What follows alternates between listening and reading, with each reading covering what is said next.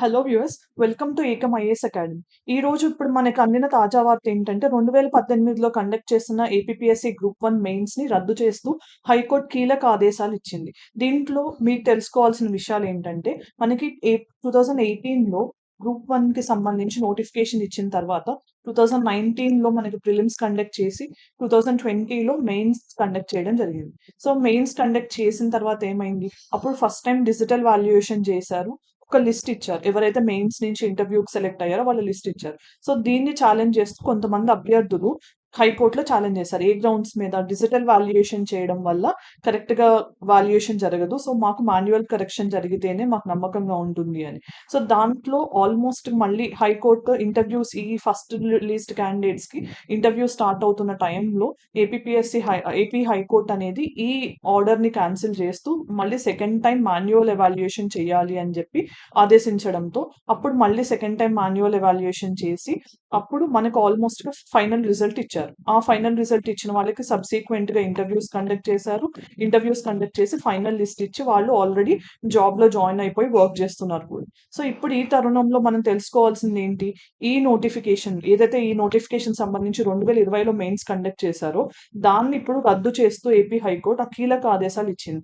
ఇన్ని సార్లు ఎందుకు ఇలా ఇది చర్చనీయాంశం అయింది అనంటే ఫస్ట్ లిస్ట్‌లో, సెకండ్ లిస్ట్‌లో ఆల్మోస్ట్‌గా 300 మంది మారిపోయారనమాట. అంటే ఫస్ట్ లిస్ట్‌లో ఉన్న వాళ్ళు 300 మంది సెకండ్ లిస్ట్‌లో లేరు. సెకండ్ లిస్ట్‌లో కొత్త వాళ్ళు యాడ్ అయ్యారు. సో ఇంత వ్యత్యాసం అనేది 300 మంది అనేది చాలా వ్యత్యాసం ఉన్న నంబర్. సో అందుకని ఏపీ హైకోర్ట్ ఏం చెప్పింది? రిపీటెడ్‌గా ఎవాల్యుయేషన్స్ చేయడం, మళ్ళీ మళ్ళీ మూల్యాంకనం చేయడం అనేది కూడా చట్టవిరుద్ధం అది. ఎందుకు అంటే అవకాశాలు కోల్పోయిన వాళ్ళు సేమ్ లిస్ట్‌లో ఉన్న కొంచెం చిన్న డిఫరెన్స్ ఉన్నా అది యాక్సెప్టబుల్. కానీ 300 మంది పేర్లు మారిపోయాయనేది ఈ వాల్యుయేషన్ ద్వారా కరెక్ట్ కాదు అని ఇప్పుడేం చేసింది? ఈ మెయిన్స్‌ని రద్దు చేసింది. అంతే కాకుండా ఎవరైతే ఆ మెయిన్స్ నుంచి సెలెక్ట్ అయిన ఉన్నవాళ్ళో వాళ్ళ జాబితాను కూడా రద్దు చేసి మళ్ళీ ఫ్రెష్‌గా మెయిన్స్ కండక్ట్ చేయాలి.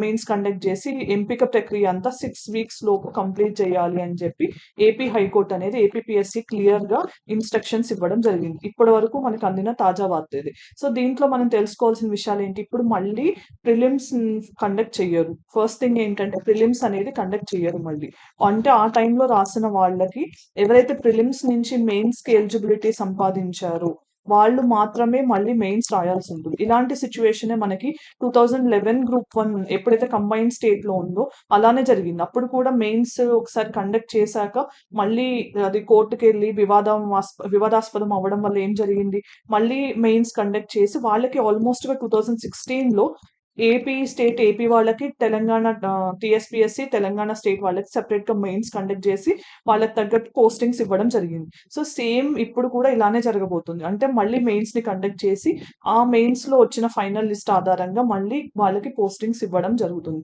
సో ఇది ఏపీ హైకోర్టు ఇచ్చిన తీర్పు సారాంశం.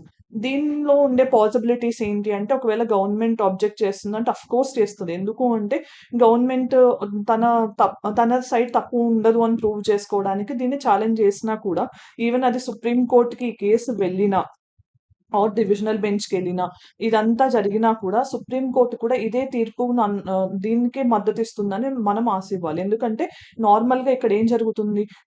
మళ్ళీ మళ్ళీ రిపీటెడ్‌గా వాల్యుయేషన్ చేయడం అనే దాన్ని ఏ కోర్ట్ సమర్థించదు. సో ఇలాంటి పరిస్థితుల్లో సుప్రీం కోర్ట్‌కి వెళ్ళినా, సుప్రీం కోర్ట్‌లో ఛాలెంజ్ చేసినా కూడా ఇదే డెసిషన్ ఔట్‌కమ్ వస్తుంది అనేది ఎక్కువ మంది అభిప్రాయం అన్నమాట.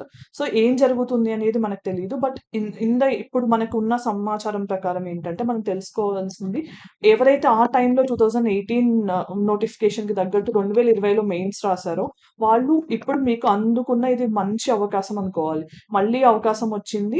మీరు ఆ మెయిన్స్ రాసి, ఆ మెయిన్స్ సిలబస్ ఆధారంగా అప్పుడున్న సిలబస్ ఆధారంగా మళ్ళీ ఎగ్జామ్ కండక్ట్ చేస్తారు. సో, ఆ ఎగ్జామ్‌కి మీరు ప్రయత్నం చేయడం అనేది ఇప్పటి నుంచి ఆరంభించి, మీ ప్రయత్నాన్ని సద్వినియోగం చేసుకోవాలని ఆశిస్తున్నాం. All the very best. Thanks for watching.